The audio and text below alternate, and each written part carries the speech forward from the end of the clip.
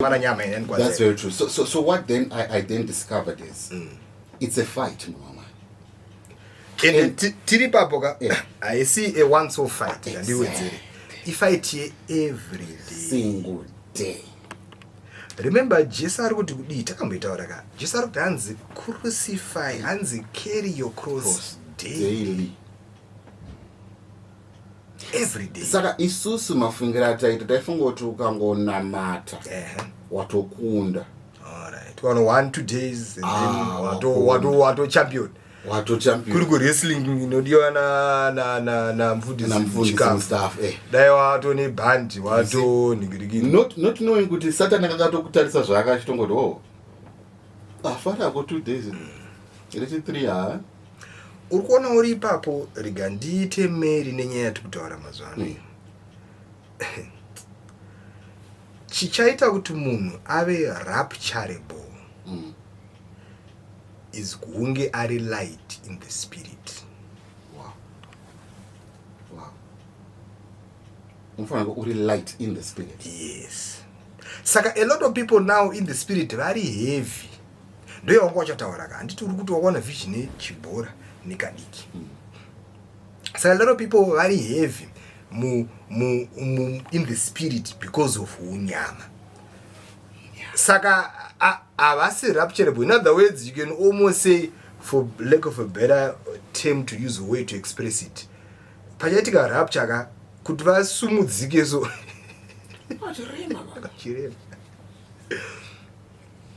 I always use that illustration pande explain nyaya rapture. Saka a lot of people nyama yakawanda ende nyama iri kurema. Saka their spirit haisi rapturable. Iyo Hebrews ari kuti chiko. Hands let us lay aside hands every weight. Hands weight that hands notitadza kumhanya chi mujawo ndopi mujawo kwenda kudenga. Maweights akawanda tichifu. In mfundisi I period yoyi ndengoti maripo azvimboite ndangoita life yokuti ndinenge ndichongo sukana ndingori nemi suppose inonaka ndakabodoko wondo dziri kunzewo mwana ine mwari memuri right bosi nandiri muspace munhu wamwari kuti ndainda wainzwa umwari so kuti ayo panapa ndiri right handisiku maproblems andipasina mwari mwoyo wangu circumcise mfundisi anyway let's get into today's episode because iya ingatoperi saka uchirimoka ndichirimo iwe mureo miroro baba reo miroro ndirikurwa nayo nyama pakumuka pepe unonzwa kuti nzingirara ndoti ndirikuto beta ndinorara ndirimo ndakagara ndokugona ka ambozi nyama bonzi remember po akazodaruka akati hanzi aiwa zvinoda mweya sandizvo zvinoda nyama hanzi ndechida kuti it's a good ndinoita zvakanaka hanzi but hanzi ndonzwa muine hanzi there's a law within my mortal members mabhodhi yangu pane paine imwe contrary law. Yeah.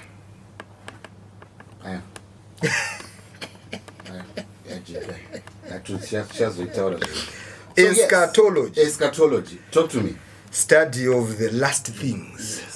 Yes. Right. Saka zvandoda kuita nhasi few ndingoshandisa the next 4 minutes sata zvibata 3 minutes kupedzera ka if I can ndingoita rush through. Ndoda kupane ma-session andakasumudza last week andikufila kuti kandimaise nyama anditika noti nyama tachataura but flesh kandimaise flesh inkezo munhu akaona kada unoita zvinhu zvavasingaziva. Number 1 ndakati Moses akaona Armageddon. Yes. Chazi yakapaya. Text yacho Deuteronomy chapter 33 verses 1 to 3. Deuteronomy chapter 33 verses 1 to 3. And this is the blessing which Moses, the man of God, blessed the Israelites before his death. He said, the Lord came from Sinai and beamed upon us from Seir. And we remember in his glory, which is here. In the next team, and he flashed forth from Mount Paran.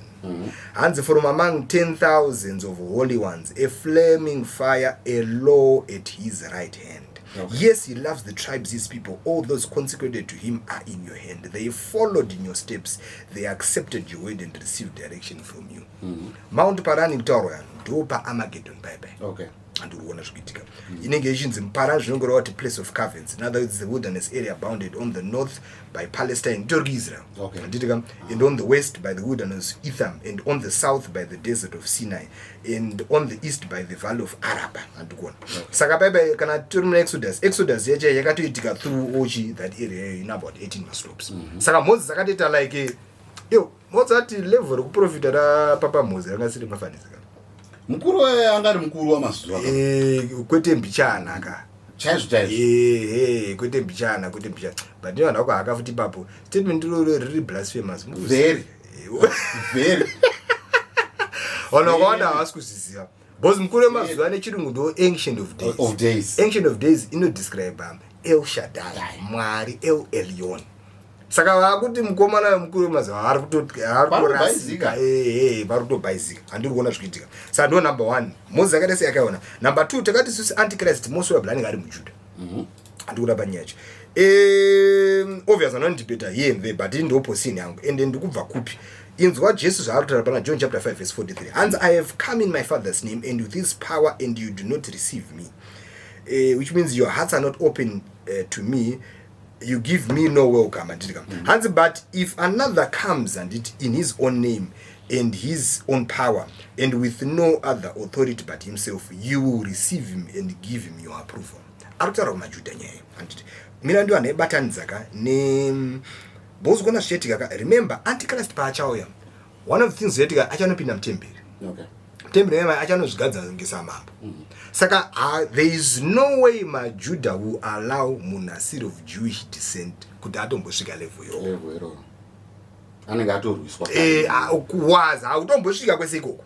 Urikona inzwa zvekutaura Daniel chapter 7 and verse 5 gatenga pana 2 Thessalonians chapter 2 verses 3 and 4 Paul akaibata futi hanzi let no one deceive or beguile you in any way, for that day will not come except the apostasy comes first, unless the predicted great falling away of those who have professed to be Christians has come. Chaibata futi mwomusini. It's another sign but it's more remember takati masign akafanana of the end times and of the second coming. You know the great falling away few pane kuheduka kwakawanda kuchaitika mchechi msada zvekutodaro ndosaka akapoa akazodaro pane next verse akati hanzi lest uyo akamira anyatsoita make sure akamira, hanzi lest uyo arifungwa takamira ngaanyatsoita make sure akamira zveshua. Handiri kuona because inonzi get apostasy in other words wakuramba zvawambotenda weduka Mwari kuita sei zvekunamata already nezvinozona iyembe munamuna enda maybe through grief but Mwari upi amuchataura izvo takanamata izvi takapa izvi takata izvi chicha munoda hapana chataona usina but ichazoitika zvekudaro handizvo. Verse 4 aiwa great falling away asati yatanga izvezvi tiringoona edu here and there anotu vanhu vanonga achingoheduko chimwena takadaro but pane iyo great one inenge iri noticeable. Ndosaka iri kutonzi great falling away, you can't miss it. Verse 4 hanzi who opposes verse 3 hanzi and the man of lawlessness or the man of sin ndiye antichrist hanzi is revealed, and who is the son of doom or son of perdition. So verse 4 who opposes and exalts himself so proudly and insolently against and over all that is called God or that is worshipped, even to his actually taking his seat in the temple of God, proclaiming that he himself is God. Iye ndo point yatataura last week yachiti izvezvi in this day and age ukaona munhu ane kakuda kuzviti ndini Jesu ari kutoratidza the spirit of antichrist. Handiri kuona pane yacho. Daniel 7 verse 25 hanzi and he shall speak words the antichrist against the most high God, and shall wear out the saints of the most high, and think to change the time of sacred feasts and holidays and the law. And the saints shall be given into his hand for a time 2.5 years and 3.5 years. The last 3.5 years the tribulation. Second ndikuti inini I am for the view that antichrist is going to be a Jew. Because you can't do all this usiri muJudha. Usiri muJudha.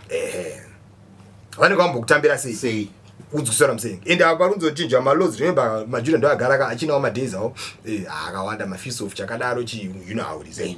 Saka jasvika kuda kuhandukuna. Number 3, remember takati Trump akarecognize Jerusalem as the capital of Israel. You know, zvakaitika when December 2017, then American advisor for embassy yavo kuJerusalem muna May 2018. Tukisa context. And number 4, the fact that Israel is the olive tree. And it verse and ndakataura last week but ndauziverenga ndeipi acho. Matthew chapter 24 verses 32 to 33. Matthew 24 verses 32 to 33. And from the fig tree learn this lesson. And hands colon, as soon as its young shoots become soft and tender and it puts out its leaves, you know of a surety that summer is near. So also when you see these signs all taken together coming to pass, you may know of a surety that he is near at the very doors. Remember angabva kwese ukachidescribe yekuti temberi chadona yozodidi. Saka apa arikuti mukaona mani kuti masainesi akuitika ku olive tree ndochi Israel. Andika munhu anozoverenga Jeremiah chapter 11 from verses 1 to 3 and then verse 16 to get more context kuti kuti kana Bible richiti olive tree prophetic ari kunangara Israel andika. Then napa remember takati point number 5. Digati one of the descriptions yakashandiswa naZachariah the prophet achidescribe zvichaitika pahondo Armageddon. Now that akuziva kuti kune nuclear is almost like a description yezvinoitika after kana paputika a nuclear bomb. Anoona. Vese yandeipi? Zechariah chapter 14 verse 12. But kuti yatsoverenga text unofanira kuverenga Zechariah 14 yese kubva verse 1. Okay. Achidescribe zvakazoitika Jesu akuya etc vana vakutizana. Verse 14 kutanzi verse 12 sorry chapter 14 verse 12. And then this shall be the plague wherewith the Lord will smite all the peoples that have warred against Jerusalem. And their flesh shall rot away while they stand upon their feet, and their eyes shall corrode away in their sockets, and their tongue shall decay away in their mouth.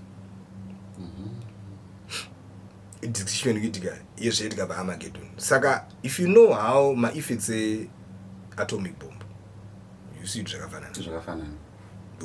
of course Zachariah kudhara angata zvikunzi kuchazoitika bombe chwe. It's the same thing. Remember Isaiah akaprofita ndika ndinoziva Isaiah 60 ndakamboinzwa nyeyo akaprofita akati ndana nawo kuya neke shiri vane mahwindo mudenga kudi itisi andoro.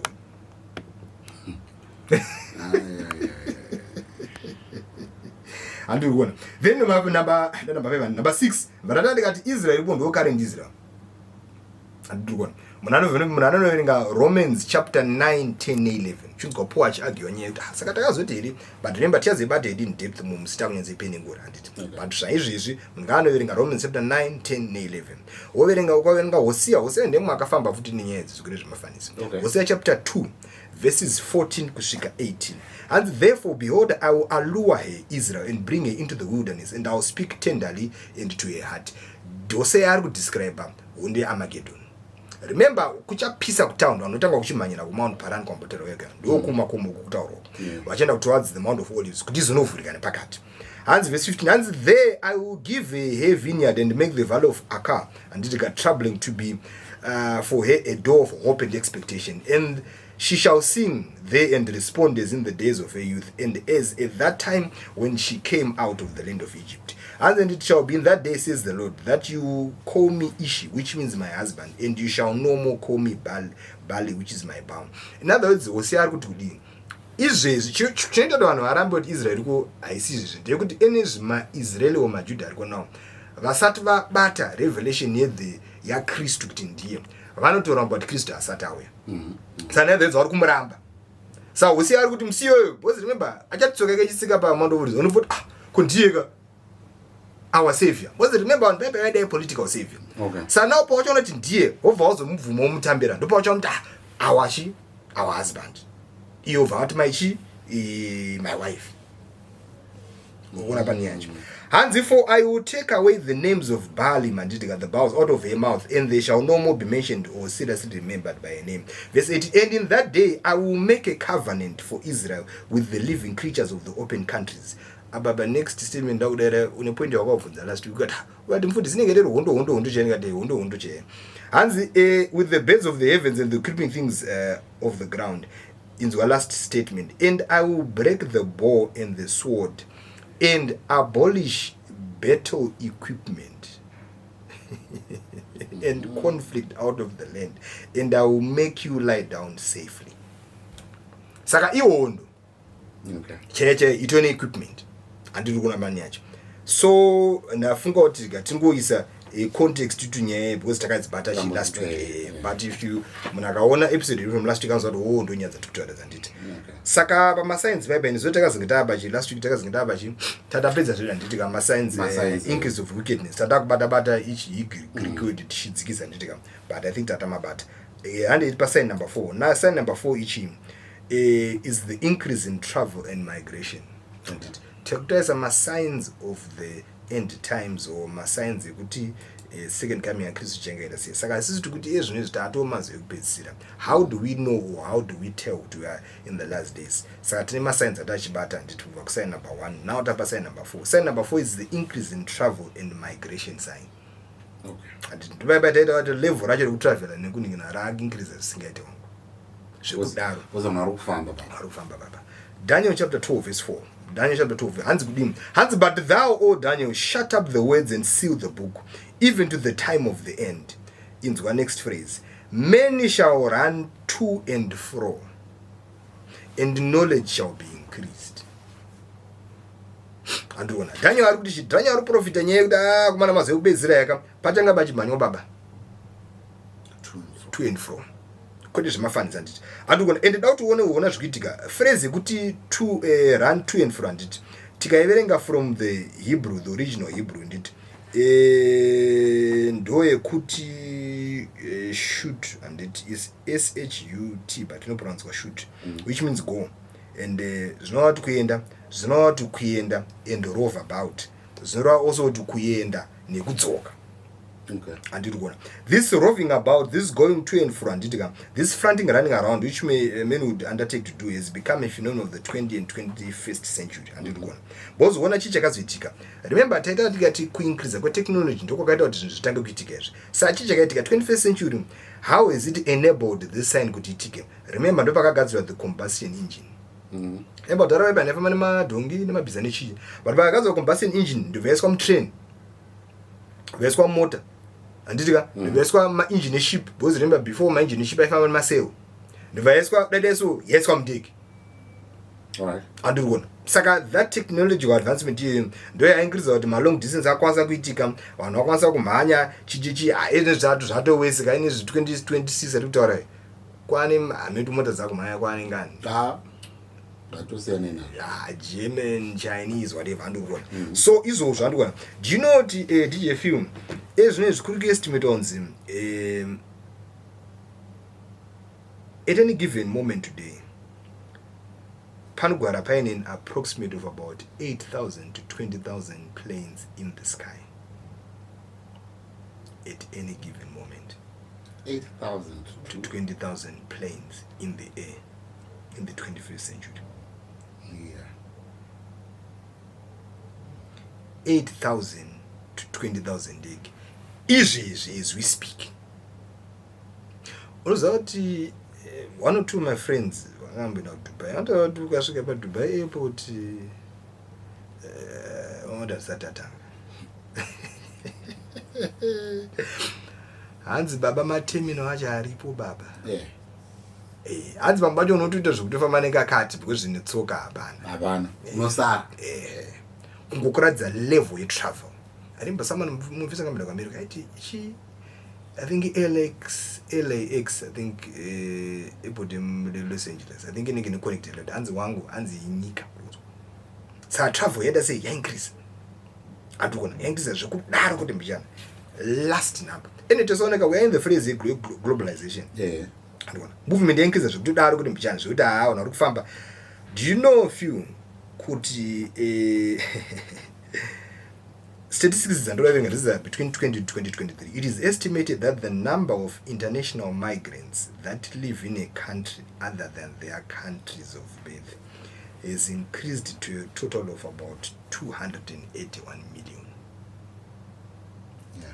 My statistics are 2020 to 2020. Did you also Google 2026? How many migrants in millions are? Millions, yeah. Saka, it's a sign that we cannot ignore. there's been a drastic increase in travel and migration in the last probably 100 years or so. Sign number 5, and sign number 5 is the increase in knowledge. Okay. The increase in knowledge sign, and it again it will be but thou, O Daniel, shut up the words and seal the book, even to the time of the end. Many shall run to and from, and the knowledge shall be increased. Ndoda izvezvi nekuya kwazida AI. Ndakanzwa ndaita nemumwe munhu anoita zve-AI, and they were saying kuti Elon Musk is thinking of building my data centers in the space, because the issue of power is very solar would then just cater for power. Vana vachingorwa nesolar saka pana zoti magetsi watu vati, so they are thinking of moving my data center chi vamwe vari kufunga kumaisa pasi pemvura. China what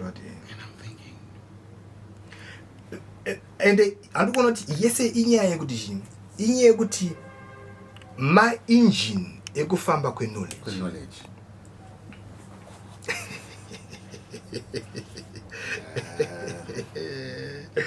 Ma-engine ekufamba kwe-knowledge iwe knowledge increase afyu iwe chiko chaunoshaya chaungati ini zvikuda kuda kudzidza ndosaka ini zvacho inote ini zvavati kuti hanzi aya the basic degree vari kuti riri kulose relevance before you graduate. That's very true. China actually scrapped off 10,000 degrees. Yeah. And they introduced 12,000 more are aligned to tech and AI. Which means that tokononge atiri kutoita muno muZimbabwe. Kono togona kuti atiri kutoita. Hazi nda 1994. Kutara kwatiri kutoita knowledge baba. Kwene mjana andukona saka you see wangu these are the signs of it. But remember open and a few the other day baby ndikapiwa chikuinetsa nje kuti isusu boss takura zvirimo we think it's normal ndoda matuke unozo kuti kudiko matuke anombona phone yekutenderedza sitakaona kuti vakachitoona mazano vachiti oh wow what's this amatuke anaona amadirectory andikona saka level yekufamba kwaita speed neni ngino iwo ungandaura kuti mbontaura kuti kudhara chaiko kana mazuva aitaura nasisi John Hodza kuda kucolonize Cape to Cairo. It wasn't feasible kamazuva ake ndisokana mdara aipinga mdara yam but it is unakasara mnati actually Liquid has got fiber cable that ran from Cairo to Cape Town. So I had ndakanzwa, which means the dream was achieved. It has been achieved baba. So I had from Cairo to Cape Town. Andona saka masai nacho wangu ka awandisa urikona akatitendedza and you see it's only yo munhu unogona kuchuza zvako kuti ndincha ningirikina ko I mean ndo zvinetsereko zviri normal but asi normal andona asi normal now tuone point panapa ira particular yenye AI in Revelation chapter 13 verses 14 to 15 parabatora nyaya ya Antichrist and it and the end deceives them that dwell on the earth by the means of those miracles which he had power to do in the sight of the beast, saying to them that dwell on the earth that they should make an image to the beast which had the wound by a sword and did live. In the next verse here, and the end he had the power to give life unto the image of the beast, that the image of the beast should both speak and cause that as many as would not worship the image of the beast should be killed. Panapa passage few and it. Ikutora nyaya the false prophet out and it. Because remember, we are talking about Antichrist and false prophet and it. And you make an image or a robot resembling or representing the Antichrist. Okay. And then you give life unto this machine so that it could both speak and cause that all would not worship and do. Such chi humanoid. Saka, the humanoid will actually make decisions that will affect the destinies of men with the emergence of IAA and kudhara zvaita kunge zvisiri possible. But izvezvi zvakuda sei zvato possible. Inzwa zvekutaura 2 Timothy chapter 3 verse 18. Hanzi, but evil men and seducers shall wax worse and worse, deceiving and being deceived. Andikuona kuti tione kuti yatikutaura few ya page koka amene kuti vanhu vakawanda vanozviziva here. Do you know kuti kune nyika yane an MP, a member of parliament we-AI akurepresent my constituency AI wangu tuenda kubuzo wananda kuishaya iri paiko muparliament mukaita noise wangu I think ichi Albania here or ichi one of these nyika iri ku Eastern Europe vatone kuita ende saka ndaitoona video chandaitoona wananda kuishaya aitumira ndakapedza kutumira video chitonzoti nyaya AI already, but I'll think for munhu andakapedza kutumira already. Saka ukono kuti zvezvi kuti uyofunga kuti hazisi zviri kure chichi aiwa zvatoko. I'm sure amene kana wana wanotuma mati kuzotenderera evanhu vakuto I think zvingatanga mazuva eCovid so here zvezvi kuti vanhu vada kupinzwa manzi machi wapinzwa AI wapinzwa service ne-AI service ishuyone Albania's AI minister, a prophetic sign of the end times beast. MP with AI baba.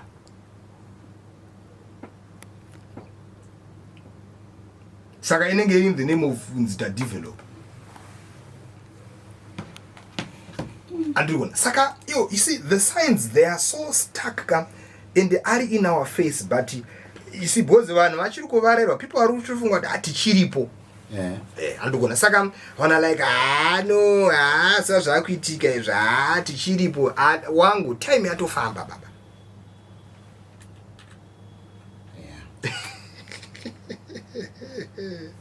Time yafamba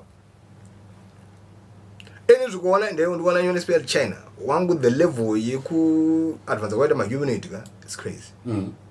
Kuva kumasoja ma-instructor ekuita ma-martial arts I think Maxine ndanjone muvideo China yanzi yakompleta imwe road tara kugadzira tara 15 km watoti ina man short space of time ne-AI ma-machine yanga iripo yanga ingori automated papasangana munhu andogona level increase yacho yainaomira musha. Sign number 6, the earthquake sign. Matthew chapter 24 verse 7. And for nation shall rise against nation and kingdom against kingdom, and there shall be famines and pestilence and earthquakes in diverse places. Luke chapter 21 verse 11. And then great earthquakes shall be in diverse places.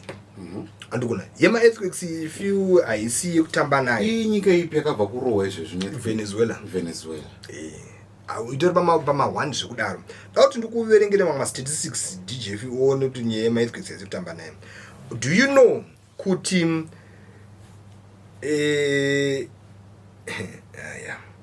now kuverengera total number yema earthquakes angachitika from the 15th century. Svika izvezvi 15th century global kwakaitika 150 ma-earthquake. Anditika 16th century ma-earthquake anga ari 253 globally. That's almost like almost a double fold. 17th century ma-earthquake akaita 378. 18th century ma-earthquake akaita iwo 640. 19th century ma-earthquake akaita iwo 2119.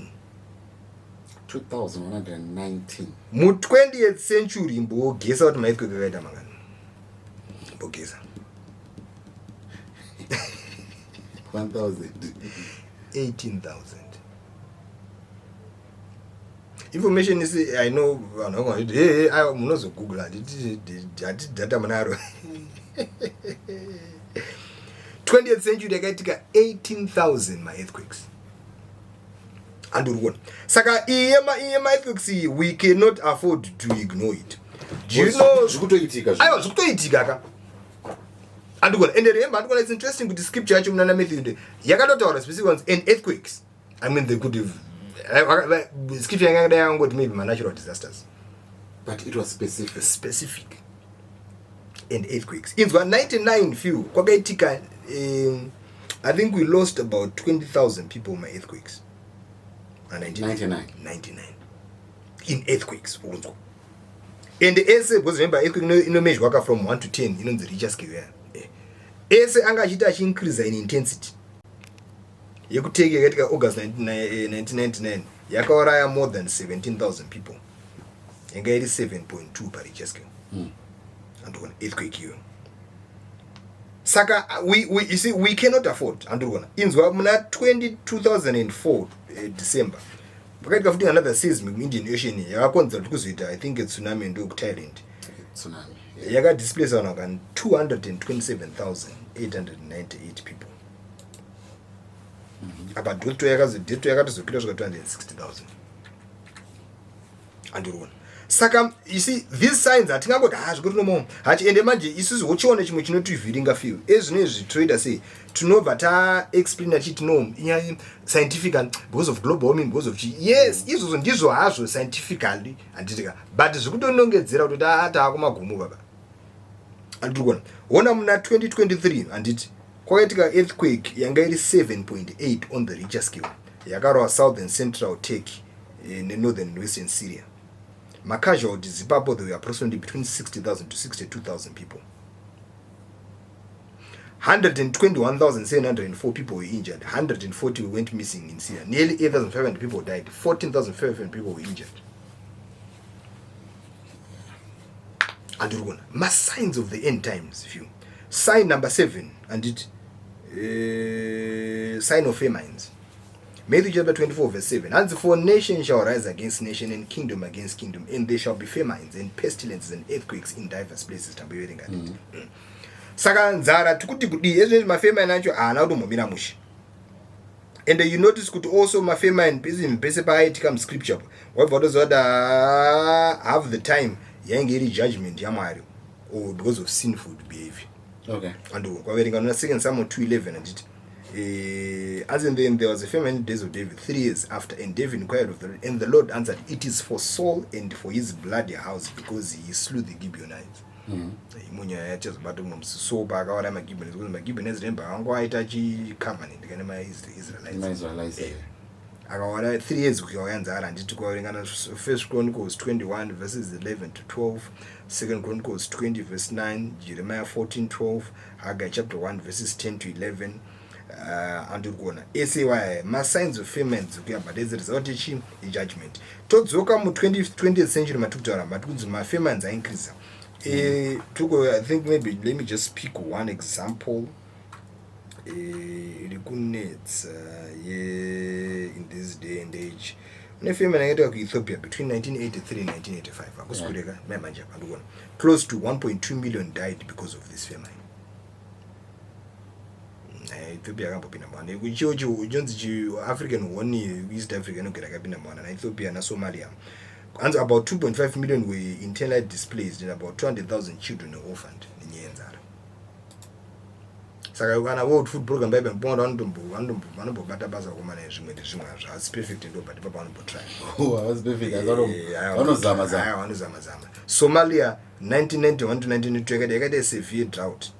And pakafika one close to about 300,000. Here you see kana nisotoziva remember 1992 takada kuti drought andikona. Esiwa ya signs kuti kuti akumagumo kupesa andikona. The last sign yatiri kuda kutaura nezvayo ndo sign yema pestilence. This is sign number 8, the sign of pestilences. Okay. Andikona.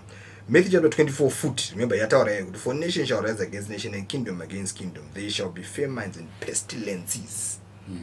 Andikona. Aya.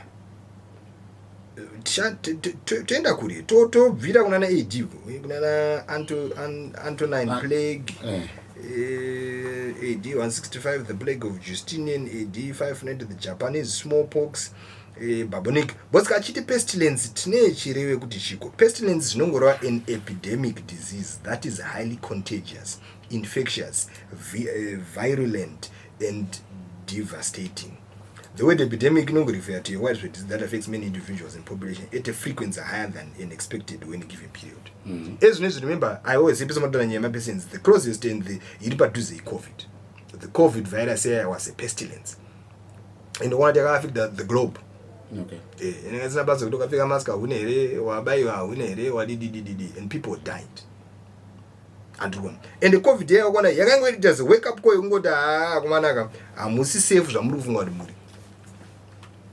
Okay. And in my system ya na kusimba zamuruvu ngwa akasimba imi. And because over time we had the cholera pandemic, the bubonic pandemic, the influenza pandemic, the typhus epidemic, the Spanish flu pandemic, influenza pandemic, the Hong Kong flu, and HIV, AIDS, Bagatoya. In fact, actual total classifier is a pandemic. And it's because on us one mapiriti on us did on how die no garane but remember AIDS just yemara yem Zimbabwe ends mkondombera. Yeah, it's a pema shura matungo. Yes, it doesn't. Saka again, ese wa ya masain. Eza ine ku DRC kunishikune Ebola. Ebola ndo yafungo yakabera. Aiwa, ijibera ku. Haipere baba andukona. Saka chichetika not that tudakuta scare vanhu udase but wangu ezvinezvi kuna zvikitika. Kune maplague wangu achatoya kutopfura atiri kuona kupfura COVID DJF. Right. Andukona. Kuna achatosheka zvekuda zvekutoiga muchanzoda chichikuitika. Andukona. Zviri pane pakaipa. Saka these are the signs of the tuone enya tukutore. Remember takati pa tribulation 7 even the last 3.5 years akaipa. Chichetika pa last 3.5 years. Hanzi Revelation chapter 6 verses 7 to 8 as we close. And when the lamp broke open the fourth seal, I heard the fourth living creature call out, "Come." So I looked and behold, an ashy pale horse, black and blue as if made so by bruising, and its rider's name was Death, and the Hades, and the heads, the realm of the dead, followed him closely, and they were given authority and power over a fourth part of the earth to kill with the sword and with famine and with plague, which means pestilence, and with wild beasts of the earth. Zolta mazwe tribulation population ninga yafura 8 billion kutaura nditika. Saka nitaura kana pachinzi pachazofa 1/4 yevanhu ipapa nditika. Tudazvo kuti kuchafa about vanhu zvekuma 2 billion. 2 billion. Nema pestilence. Mzadala. Ona yena murakatira. Saka what am I saying? Kuti zvikutongoita wese is not going to get any better. And also in Revelation chapter 9 verses 13 to 18. Rapture banning is a rapture nengetika. Those kaka, you see, do was remember all right. I think next week teta kutango about rapture because my center pizza and remember do you point and the biggest point inofana kuzwisamba nyaya rapture. You see, mawani say achazenga kuitika. Mwari would not allow vana vake kuti vapinde mawani wayo. Why would he do that? Una bani yacho. Why would you see? There's another point I think here, but one of the points in the you see, both remember, Panipa would declare war against Paspana because remember this time I was a reigning king, politically, Akuna Nika no declare war. Isatia Buditsa ambassador. Kana Nika should not declare war on another country. It calls forth, or rather, it calls back its ambassador. Then what is the truth? Saka remember isu still ambassadors ekudenga. Ndo banenyaje. Ukuona banenyaje. Ambassadors. That is funny. So did you masa interpreters from sign number 1 to 8. And I was thinking about this. Kuti munani kona kufunza pamwe you're listening to us or you're watching kufunza konye eschatology. What's the story? Muda kushambisire muda unzi munoziva information So what what's the point anditika? You see the study of the end times or the study of the last things not batsira kuti tizive patiri pa calendar youpenyu because it's easy kuti munhu avaraire kufunga kuti handishiripo tine time handishiripo tombofada tombodididi muna banyacho saka in other words we are blowing a trumpet. It's a wake up call kuti kumana hatisina time kuti amana time yafamba size that kana usoro gamuchira Jesu because remember nyaya yekuenda kudenga ukuenda kugena in fact teta toenda kumberi nyaya yerapture hama dzangu iri kudetermine kuti wagamuchira Jesu or not. Only munhu akagamuchira Jesu saishe namambo upenyu hwake ndiye acharapchwa ndiye achapfutwa kana usina kugamuchira Jesu as your Lord and your Savior, uchasara parapcha, uchazonopinda mutribulation pa 7 years pepe. Saka, the long and short of it is, it's a wake up call. We are blowing a trumpet. Ama yangu kana usina gamuchira Jesu nasi. And it better make a decision. Not that kukuchikisizira kuti gamuchira Jesu so that you say but it's the wisest thing to do because how many udokusarire and did God bless you. All right, there you have it. This was DTS show, and we were having Church on Amanda with Pastor Chigarito. Thank you so much for joining us. I'll see you on Wednesday. Enjoy.